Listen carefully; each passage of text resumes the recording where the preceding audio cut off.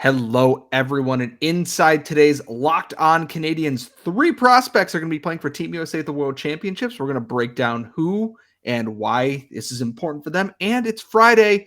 That means it's the Friday Mailbag, and we have plenty of good questions to get to today, all inside today's show. Locked On Canadiens, your daily podcast on the Montreal Canadiens, part of the Locked On Podcast Network, your team every day.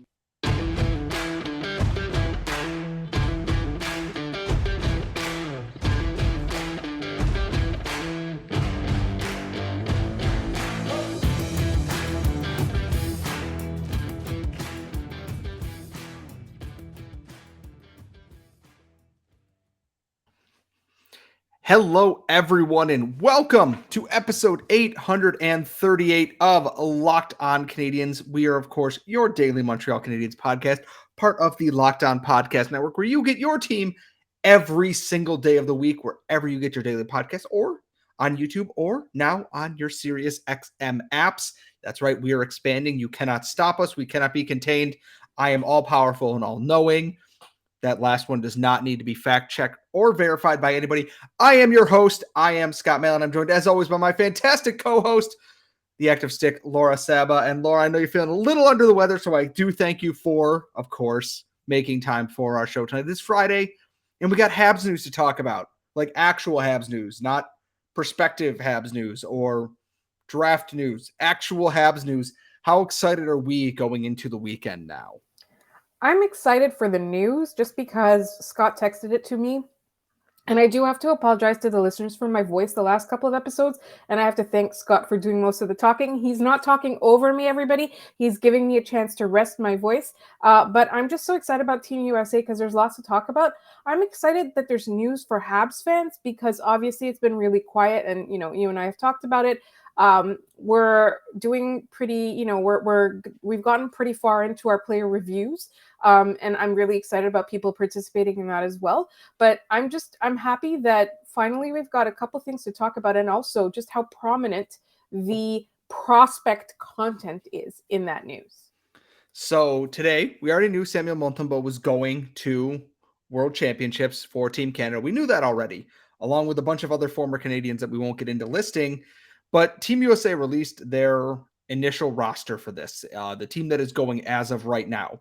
On there, Sean Farrell, Montreal Canadiens Sean Farrell, NHL goal scorer Sean Farrell, Luke Tuch, playing with his brother Alex Tuch, another Habs prospect out of Boston, and then Lane Hutson.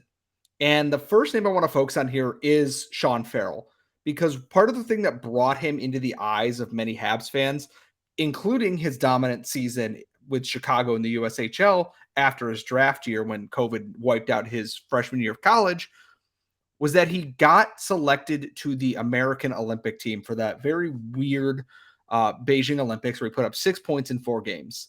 He also played for Team USA at the World Championships and put up 6 points in 10 games there as well. And Sean Farrell's a young guy. He's still 21 years old, turns 22 in November.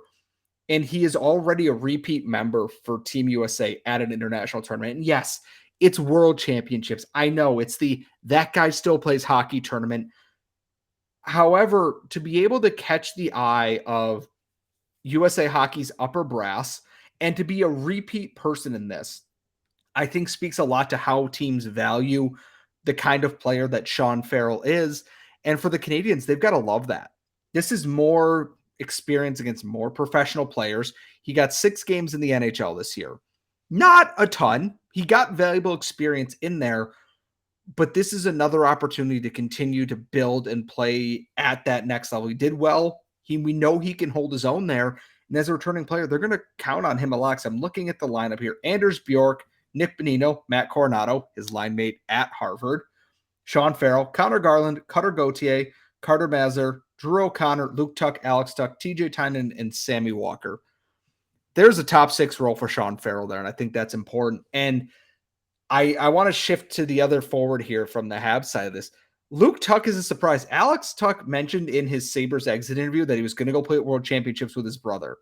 So we've kind of known Luke was going to be on this team, but based on his production at the NCAA level, I'm kind of surprised. And I think this is a let's get you back on track kind of thing. This is a huge opportunity for him because if he plays well, that's a lot of momentum going into his senior year at BU.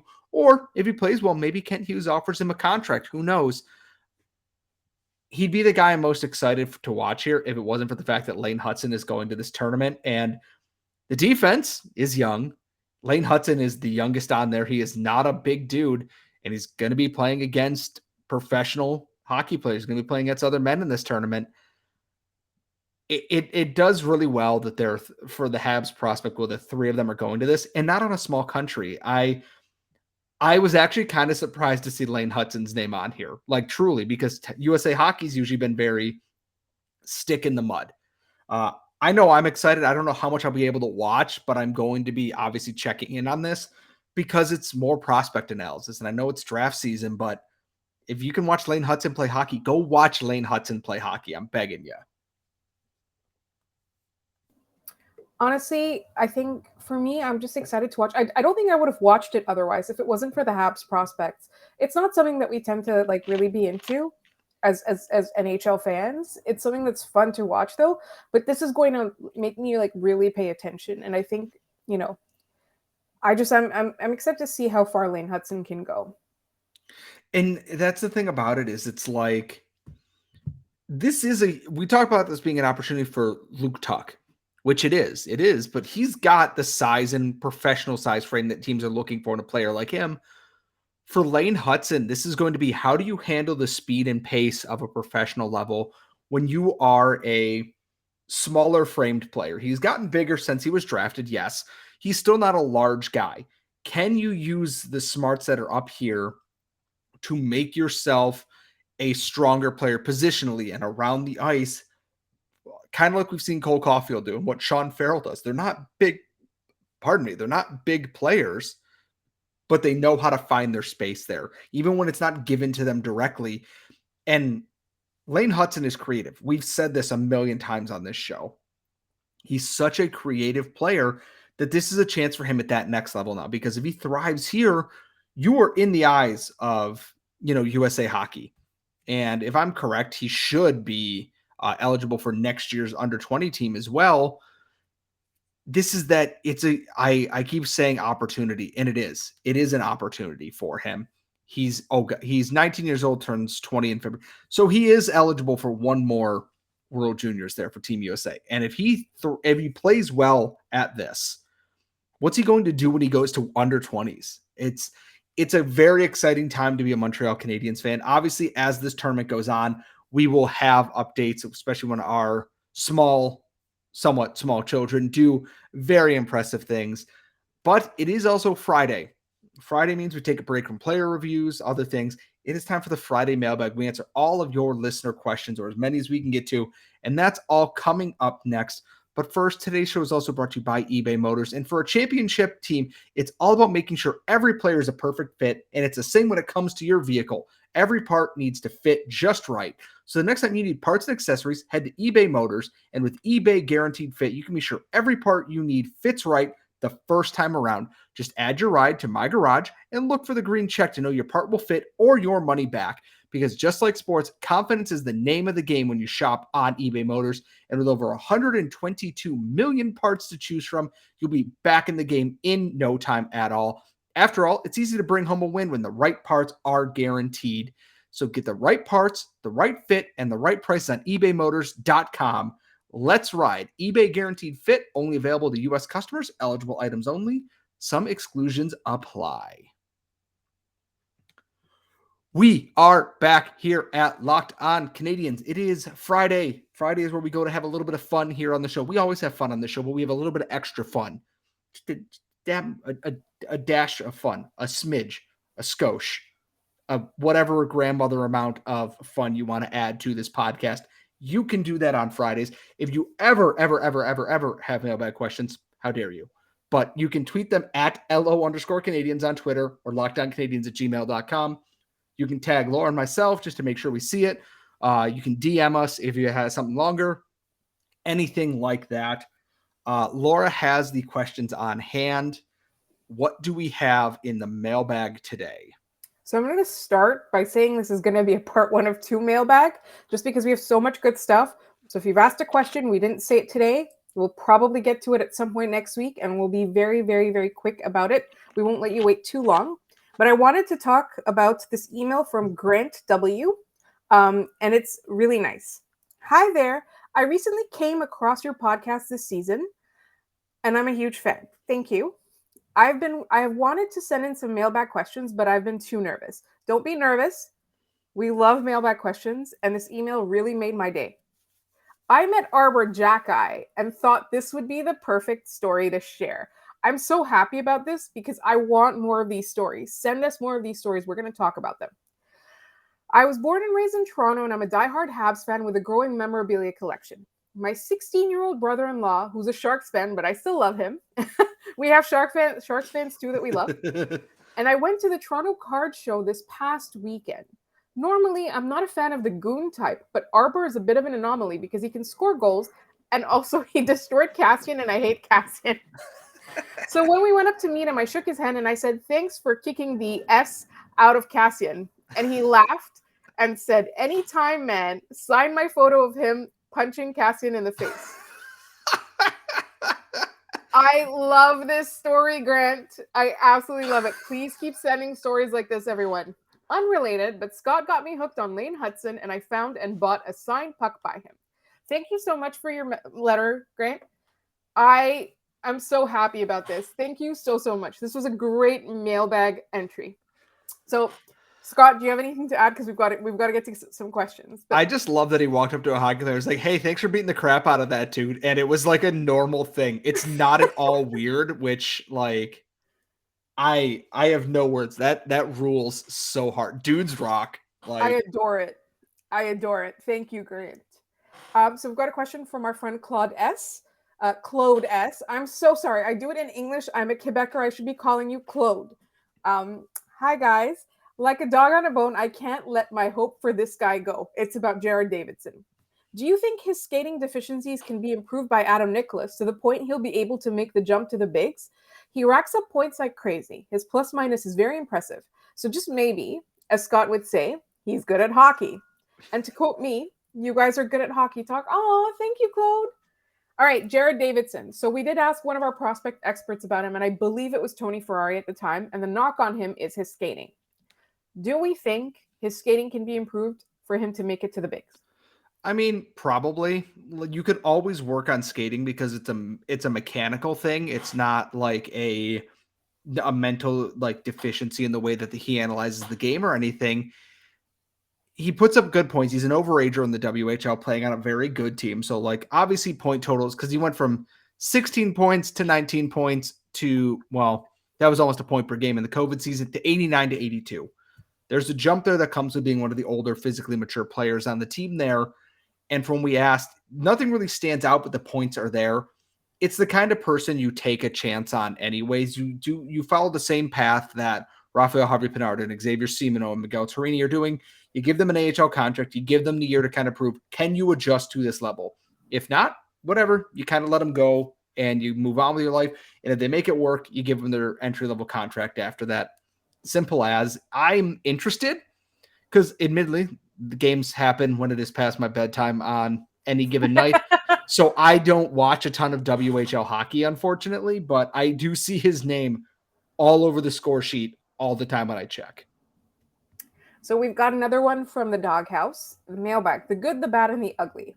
The good, the Panthers ousting the Bruins. Yes, I agree. The bad, the Maple Laughs, sorry, Leafs winning a series. I also agree. And then the ugly. So this is like the Avalanche play-by-play. So this has come up before. The Avalanche play-by-play, I believe they're called Altitude Sports, if I'm not mistaken. Yes. Homerism. So this brings up a good debate. So, obviously, he's talking about how they were whining about the goals that could get called back, being a homer, calling him a doofus.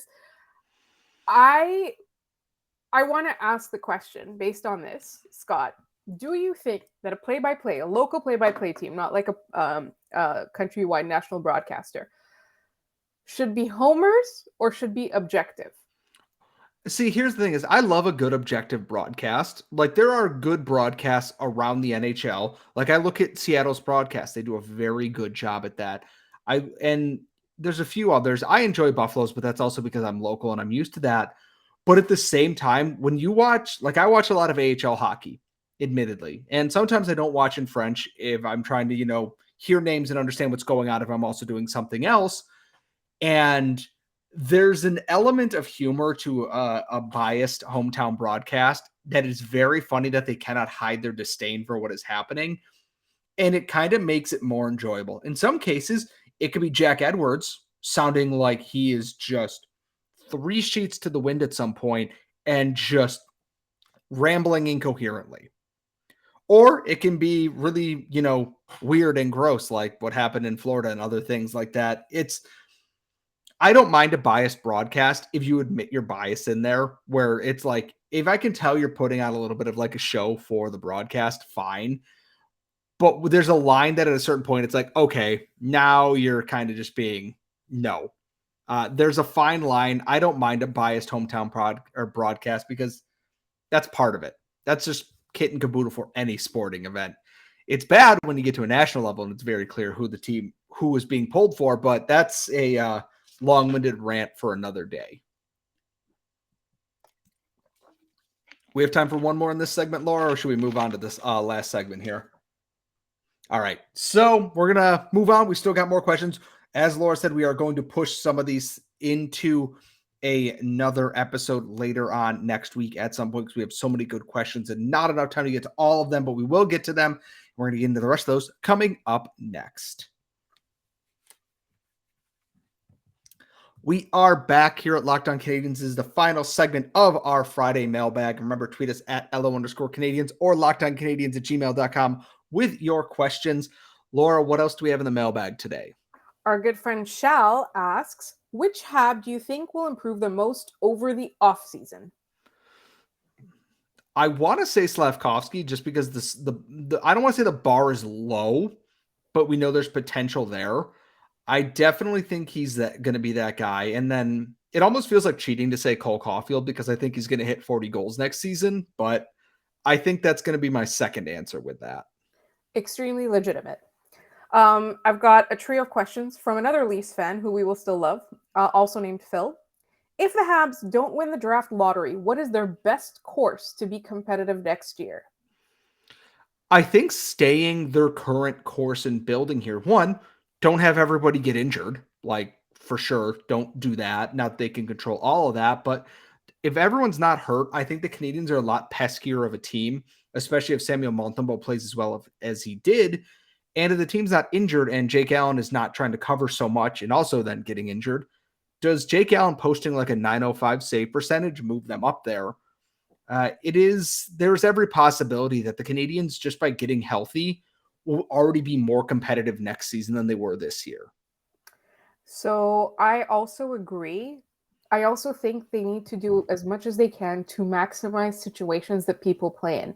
They need to throw these young players into situations where they're uncomfortable and they grow, right? Like you can't shelter them. You have to throw them out of their comfort zone. So that's a big thing for me is during like in games, give them assignments that are a little bit above their skill level or a little bit above their how far along they are in their career. That's what I think they should do.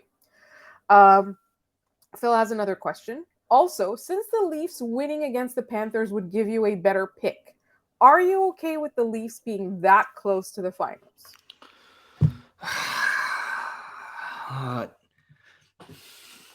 There are two Scots that are going to take the thing here. The analytical one who is looking at the best, outlook for the Montreal Canadiens. And I go, yes, that is what is best for the Canadiens, having the 17th overall pick in addition to a top 5 pick. That is what this team needs. And then there's the Scott that is jacked up on Mountain Dew, 3 hours of sleep, and hatred for everything except for the Montreal Canadiens, who wants this to be as embarrassing as possible for Toronto, who's going, no, Toronto should lose as hilariously as possible. I don't care about my own actions here. I don't care that I'm shooting all of my toes off as I go here right now. It's funny when it happens to them. The truth of the matter is they should probably want Toronto to win so we get the better draft pick. However, for the pure chaos and crap posting that I enjoy on Twitter from time to time, them losing also fills a hole in my heart somewhere. So, And to note, Phil is not one of the Leafs fans that bullies me, so we like him. yes. Another question from Phil. What is your favorite cheese and why? So I working in a grocery store is great because there are so many different kinds of cheeses on absolutely everything.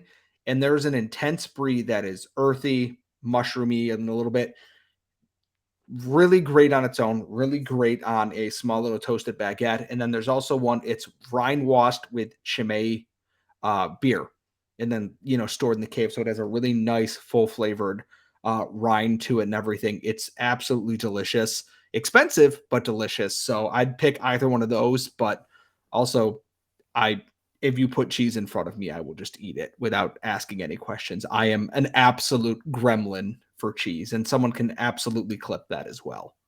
My answer is also yes to cheese, just in general. But my personal favorite is a Quebec cheese called Cendrillon. It is a soft ripened cheese with actual ash around it.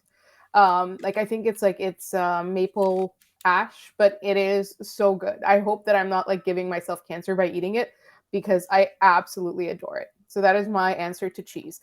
We've got another question from a Leafs fan. And the question is, why are the Leafs Canada's team? And the answer is they are not. Yeah, they're not. Canada's team is the Quebec Nordiques because everyone keeps wanting them to come back. So I've got a really fun question. Which couple of guys would make the best summer camp counselors, and which activity, sailing, soccer, crafts, outdoorsmanship, would they lead? It has to be Nick Suzuki and Cole Caulfield. They have camp counselor written all over them. they do. And then also in there, I have Mike Matheson because he has young kids teaching how to ski and how to boogie board and stuff. And then Jake Allen teaches fishing. Because I'm going back to Jake Allen's basket that he did for charity, where it was just fishing supplies. And he's from Atlantic Canada. And if I'm having my terminology of that wrong, I'm sorry. Don't yell at me. It's fine. He's a maritimer. He's that old, camp counselor. I'm going to teach you how to fish. You're all going to be out here at 6:00 in the morning. I'm going to teach you how to bait a hook and all this other stuff. Jake Allen seems like the absolute perfect guy for that. Nick and Cole teach God knows what. Nick's fine. Putting Cole with Nick turns Nick into a completely different person, which is my favorite thing in the world. And Josh Anderson just teaches beach volleyball because, come on. Look at the guy. So we've got a few more questions, but we're going to answer this one, and then we're going to go to our nemesis question of the week. He actually asked two. This comes from Jeff the Red. What will you do if the Habs win the draft lottery? I already probably have to eat a hat because of Pierre-Luc Dubois, so probably not much on my end. I don't anticipate them winning the draft lottery. If they do, we'll figure something out within reason because people love to watch me eat and suffer, and I love having to explain this to my girlfriend why this is happening. So stay tuned on that. If they win it, we'll figure out something fun. Are you ready for the two nemesis questions? Yes. So earlier today, I posted on Twitter, please send us mailbag questions or I will die. And so he asked, what would the medical examiner write as cause of death? I think I'm going to say the medical examiner would put having Will Christ in your life is the cause of death. I was just going to say can't evening as the cause of death. I died from can't evening. Can't evening. And then finally, this is another question from our nemesis. And again, we will be doing the rest of these mailbag questions possibly on Monday. Tuesday is going to be our reaction to the draft lottery.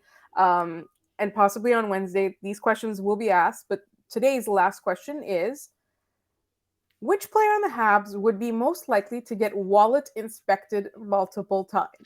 So this is, and if I'm correct here, a reference to The Simpsons where I believe it is Snake goes up to them and goes, I'm the wallet inspector. I need to inspect your wallets. And they just hand them over and he runs off with them and the money and everything else. And there are 3 players in this that I look at this and I go, all 3 of you would fall for this multiple times. The easy answer is Brendan Gallagher, who has 0 street smarts whatsoever. Cole Caulfield, who bless him. Bless his heart. Maybe not the brightest bulb in the basket.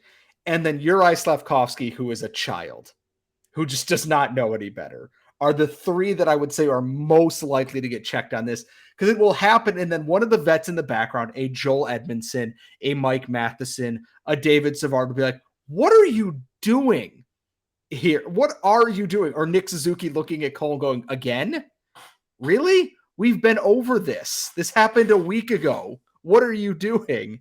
But any of those three multiple times, and I don't think anyone would be surprised. And then Arber Xhekaj can go chase it down and just, end up on World Star Hip Hop or whatever. I can't top that answer, Scott. So that's it for all the time we have for today. More mailbag questions to follow.